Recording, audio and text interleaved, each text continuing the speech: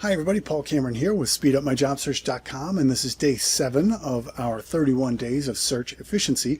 And today we're going to talk about professional networking for jobs, which is an enormous topic in and of itself. You know, there's a million different ways you can professionally network for jobs, from, face-to-face and face-to-screen and one-on-one and groups and corporate versus individual. And there's lots to it. In fact, our job club that meets once a month here in the Wheaton area, well, virtually now, we've had well over 60 presentations that we've recorded that are included here in this archive that I could spend the next 40 hours going over tactics on how to professionally network for jobs.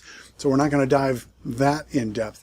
What I want to focus on here today is very specifically how you maintain your network, right? So what I mean is, if you're following some sort of a set schedule of some sort here, and I'm diving into my advanced networking course here. Bear with me as I'm trying to walk and chew gum here at the same time. Okay, there we go. So if you've got some sort of a structure to your networking, I suspect you've already organized your contacts. You've categorized them, you've added certain tags to their records, and you've prioritized them in terms of how well they can impact your professional career. All right, so when you rank your contacts, it sounds very, very callous and cold, but what I mean by that is just how they can impact your professional career. And when you've got them ranked and by priority, then you want to set some frequency schedules to each priority level, if that makes sense, right? So some people you're going to want to stay in touch with every month and a half. Other people maybe every 3 months, and other people every 6 months, and others yet you're going to have once a year maybe that you stay in contact with them. Well, each time that you reach out to them, what are you saying to them? Do you know? Have you already thought that through? Well, what I've done is plotted out multiple ways and reasons to reach out and contact people that will take a lot of that thought process out of it. The whole idea, when you see somebody's name pop up and say, hey, you need to contact Joe today, is like, oh, what am I going to say to Joe this time, right?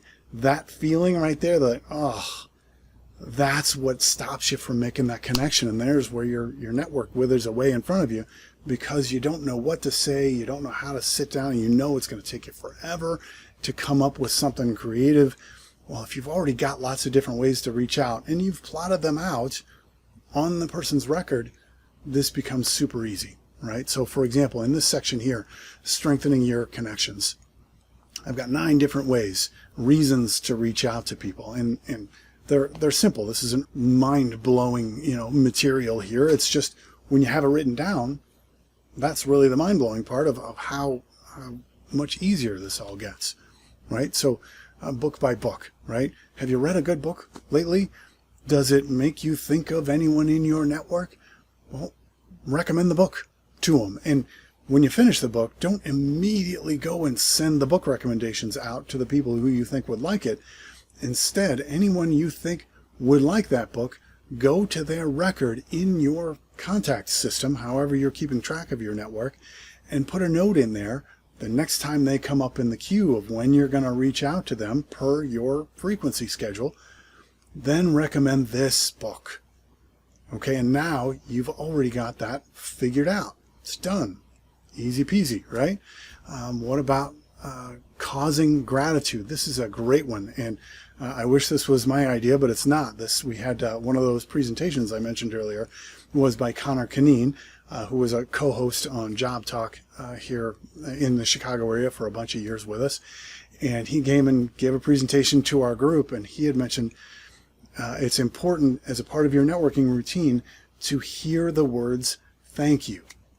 What can you do that would cause someone else to say thank you to you? What a great idea. Thank you, Connor, for that. I put that immediately into my repertoire of things that I'm doing that I'm going to try to create when I reach out to that person. Right? What can I do to make them say thank you? And in this module, I've got a bunch of ideas on how you can do that, or tactfully asking them for help. And I'll click on this one so you can see a little bit. But it's just a very quick article that I've got in here where I explain, hey, asking somebody how you can help, a lot of times if you don't do it right, that can come across as patronizing or very insincere. Plus, a lot of times people really have a hard time, in my experience, accepting the help, right? Or just admitting publicly that they need help in certain areas. So it can be a very delicate question to ask. And the reverse of that, there's other people out there that are way too happy to tell you about every problem going on in their life, and they're happy to take up your entire afternoon with, and then you can help with this, and then if you did this, that would be great, and then this other thing, if you did, hey, I thought you wanted to help, right? Like, hey, whoa, right? So there's a lot of potential pitfalls that could fall into this one. But the key here to make this work very successfully and easily, and to be able to ask and sincerely offer your help and advice, is just be specific when you ask the question. To say, hey, I remember you said you were looking for some connections in the IT industry, and I met a few people here recently. I do know some people over there. Are you still looking for help? Are you still looking for some connections?